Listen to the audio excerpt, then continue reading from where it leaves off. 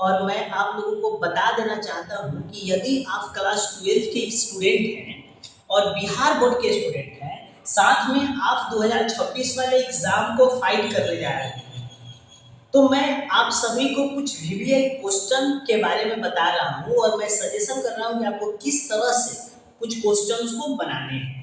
तो आइए सबसे पहले मैं बताऊंगा कि किस तरह से आपके क्वेश्चन एग्जाम में पूछे जाएंगे और आप उसका जवाब किस तरह से दीजिएगा। तो ज़्यादा बात नहीं करते हुए सीधे आते हैं टू द पॉइंट क्वेश्चन। कई बच्चे मुझसे ये पूछते हैं कि सर ऑब्जेक्टिव क्वेश्चन जो है, ऑब्जेक्टिव क्वेश्चन कैसे करेंगे।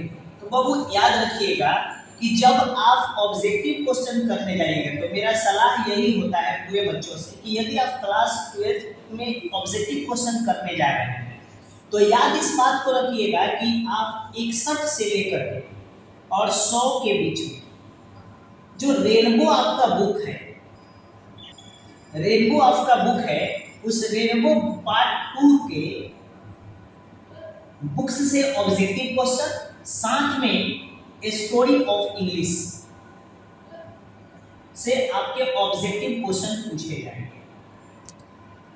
तो आप 61 से लेकर के और 100 तक अगर आप क्वेश्चन पेपर को देखिएगा तो 40 को जो ऑब्जेक्टिव क्वेश्चंस आपके एग्जाम में पूछे जाएंगे, 40 को, और 40 ऑब्जेक्टिव क्वेश्चन पूछे जाएंगे आपके एग्जाम में किस चीज से, बुक से।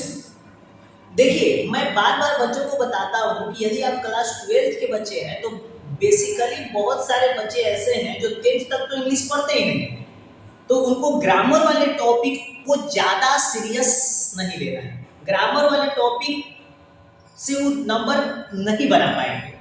लेकिन यदि वह बुक को टच करेंगे तो उनसे ज़्यादा बेटर तरीके से बन पाएगा। हाँ, आप यहाँ तो 40 को ही है, लेकिन आप ग्रामर के कुछ टॉपिक्स जैसे कि टेंस,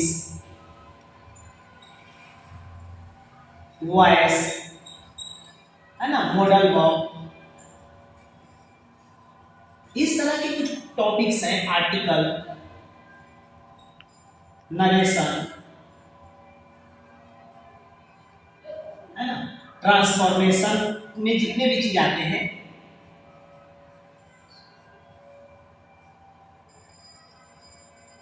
ट्रांसफॉर्मेशन में जितने भी चीज आते हैं, ट्रांसफॉर्मेशन वाले टॉपिक, ट्रांसफॉर्मेशन वाले ही टॉपिक में आते हैं आपके voice, narration, degree, removal of, ये जो ट्रांसफॉर्मेशन वाले चैप्टर में आते हैं। यदि आप इतने चीज को कवर कर लीजिएगा बढ़िया से तो आप आसान तरीके से ऑब्जेक्टिव क्वेश्चन आप 50 वो में 40 45 से ऊपर तक कोर्स कर सकते हैं, है ना, आप इतना तक स्कोर कर सकते हैं।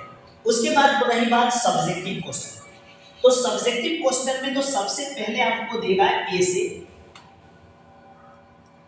ऐसे देगा, है ना, उसके बाद देगा एक्सप्लेनेशन,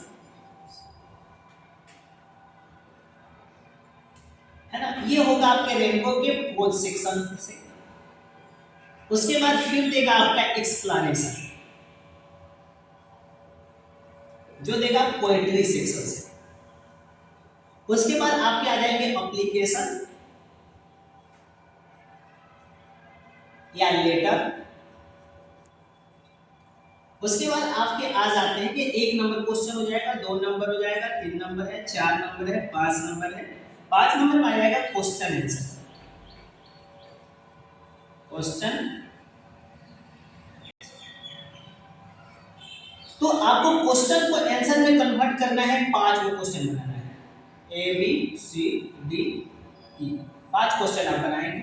याद रखिएगा ये 2 नंबर का 2 मार्क्स का एक क्वेश्चन होता है और 2 मार्क्स के क्वेश्चन में हम एक ही बात बोलते हैं, बच्चा को बताते हैं कि वो एक काम करिए, आप रेनबो का जो बुक है उस रेनबो के पोएट्री सेक्शन से और प्रोज सेक्शन को छोड़ दीजिए, पोएट्री सेक्शन और स्टोरी ऑफ इंग्लिश, ये 2 बुक का क्वेश्चन आंसर याद करिए। प्रोज सेक्शन का क्वेश्चन आंसर छोड़ दीजिए। प्रोज सेक्शन का क्वेश्चन आंसर इसलिए हम बोलते हैं छोड़ देने के लिए ताकि प्रोज सेक्शन का क्वेश्चन आंसर थोड़ा सा लंबा होता है और थोड़ा सा बड़ा होता है, लेकिन पोएट्री और स्टोरी ऑफ इंग्लिश, ये जो आप पोएट्री के पूरे 10 जो चैप्टर है, वो 10 चैप्टर का क्वेश्चन आंसर आप कर लेते हैं और साथ में आप स्टोरी ऑफ इंग्लिश के कुछ क्वेश्चंस कर लेते हैं, है ना, तो आपका आसान तरीके से आप आंसर क्वेश्चन को कंप्लीट कर लीजिए। इसमें कहीं से दिक्कत नहीं है। प्रोज सेक्शन को कवर नहीं करिएगा। यदि आप प्रोज सेक्शन को कवर कर रहे हैं तो प्रोज सेक्शन और स्टोरी ऑफ इंग्लिश दोनों को याद करिए, तब उसमें पोएट्री को छोड़ दीजिए। क्योंकि अगर आप प्रोज, पोएट्री और फिर स्टोरी ऑफ इंग्लिश ये सब का क्वेश्चन आंसर याद कर रहे हैं तो आप मतलब कि कुछ ज़्यादा हासिल करने की कोशिश नहीं करिएगा, आप ज़्यादा नंबर मार्क्स करने की कोशिश नहीं करिएगा। इसलिए आप एक बात याद रखिए कि ज़्यादा बोझ लेने से अच्छा है कि कम समय में किस तरह से हम नंबर को लाएं। उसके लिए हम बता रहे हैं कि आप क्या करेंगे, पोएट्री सेक्शन से और स्टोरी ऑफ इंग्लिश से आप क्वेश्चन आंसर को याद करेंगे। साथ में आता है आपके 6 नंबर पे क्वेश्चन आएगा जिसका नाम होगा समरी। उसमें समरी होगा और 2 मिलान चिन्ह होगा। तो आप पहले तो आराम से 6 नंबर क्वेश्चन में मिलान चिन्ह कर लीजिएगा। आई वो पोएट्री सेक्शन की समरी का नाम बता देते हैं, sweetest love I do not go, पहला विवेक, दूसरा now the lips are falling fast,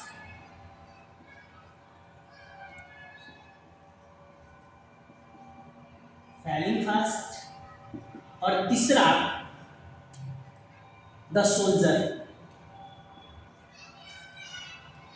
ये अगर आप 3 को समरी में से तीनों समरी याद कर लिए, तीनों समरी याद कर लिए तो याद रखिए हुआ इस बात को कि 110% गारंटी है इन 3 को में से कोई एक समरी आपके एग्जाम में पूछा जाएगा ही पूछा जाएगा, है ना, पूछा जाएगा। ये कंफर्म है कि ये 3 को में से एक वो समरी आपका आएगा।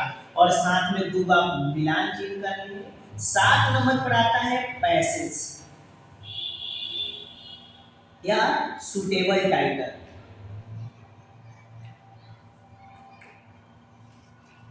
Suitable title